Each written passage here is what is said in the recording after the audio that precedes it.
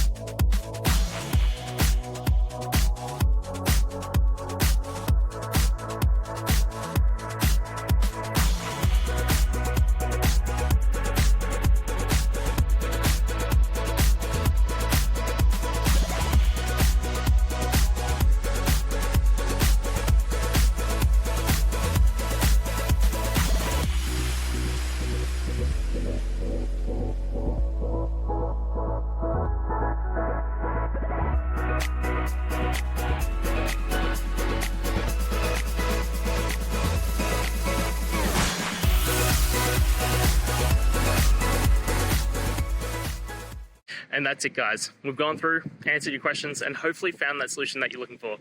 If we did, please hit subscribe. I'd really appreciate it. And until the next time you need technical help, I hope you have a good one.